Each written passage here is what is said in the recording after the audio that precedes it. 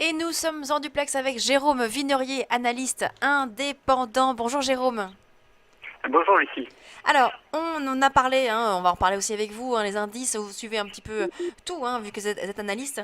Ce matin, le CAC 40, hein, et notamment tous les indices européens qui sont dans le vert, hein, notamment grâce à la déclaration de Vladimir Poutine d'accéder donc le cessez-le-feu. On a vu notamment l'indice russe, hein, qui augmente de 5,10% là ce matin, une petite accélération également de l'indice RTS Index. On a aussi la bourse grecque, la Tex Composite, hein, qui est en hausse de 3,23%. Ça, c'est pour les banques, hein, évidemment, qui sont toujours sur les bourses qui sont sur surveillance. Et notamment le DAX et le CAC 40 qui ont fait des accélérations à la hausse ce matin.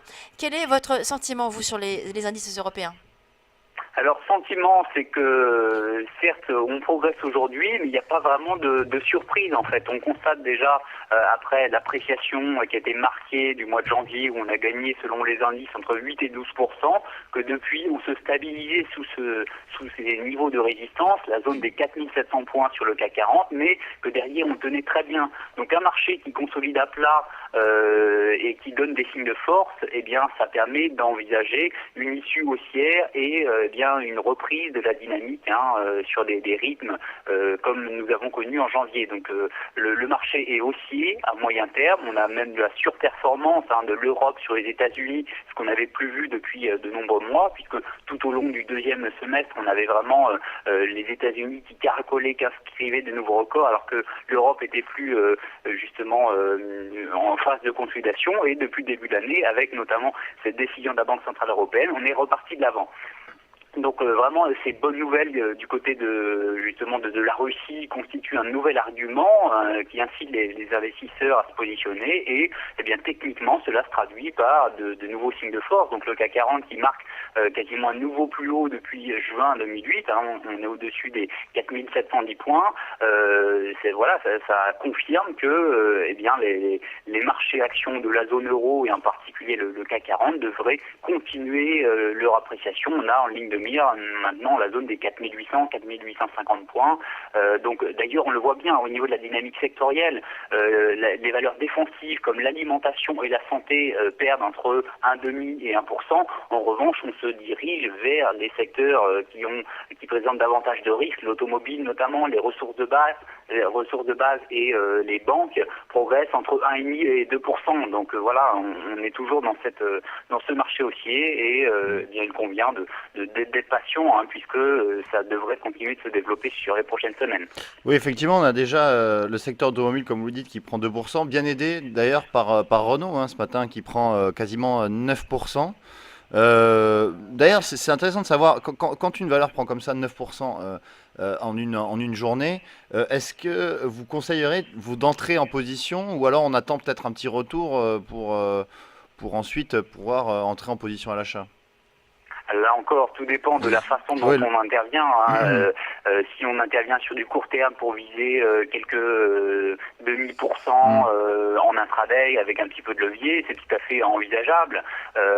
Pour des positions swing trading, mon point de vue, c'est plutôt d'attendre une stabilisation, voire l'apparition d'une figure de consolidation de type drapeau ou consolidation triangulaire. Hein. Tant qu'on n'a pas ça, de mon point de vue, ce n'est pas les configurations qui offrent les meilleurs timings d'intervention, les meilleures probabilités. Donc même si on a une conviction forte que cette tendance haussière devrait se poursuivre tant sur Renault que sur LVMH par exemple, hein. La semaine dernière on a eu un gap haussier comme ça important, une hausse de 8% environ, donc ça témoigne, hein, d'un appétit acheteur, d'un titre qui devrait poursuivre son appréciation. En revanche, voilà, se positionner après la nouvelle dégrade le ratio rendement-risque. Donc j'aurais plutôt tendance à rester à l'écart si je ne suis pas positionné. En revanche, si j'avais du Renault en portefeuille, eh bien j'aurais tendance à le conserver, hein, puisqu'on peut encore continuer de bénéficier de cette nouvelle et aller chercher des niveaux supérieurs, notamment la zone des 80 euros, hein, au cours de ce premier trimestre.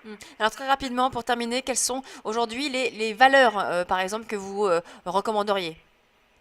Alors aujourd'hui, je vous ai parlé ces dernières semaines de Norbert d'Entresand ou Plastique Val-de-Loire. Ma conviction reste toujours forte à moyen terme sur ces titres. La semaine dernière, on a parlé des phages, qui a bien progressé depuis, puisque en une semaine, on a progressé de 6%.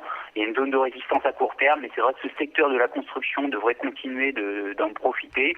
Si j'avais une petite valeur à suivre aujourd'hui, puisqu'on sent toujours beaucoup de mouvements sur les petites et moyennes capitalisations, ce serait Veolia. Donc c'est de la petite capitalisation. On a un spread qui est assez élevé puisqu'on cote 60 centimes, mais on peut rebondir de 10%, puisque la semaine dernière, on avait eu un volume très important et on pourrait avoir une réplique et un retour dans la zone des 66 centimes. Donc voilà, zone intéressante au-dessus des 56 centimes pour viser les 66 centimes sur Veolia. Merci beaucoup Jérôme Vunerier, donc analyste indépendant. Merci beaucoup. On marque une pause et on se retrouve dans quelques instants.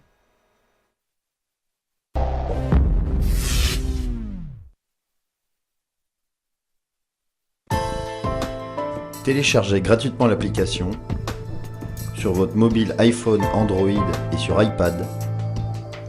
Profitez des recommandations et des analyses de nos spécialistes en direct. Et suivez en temps réel nos émissions depuis les réseaux sociaux.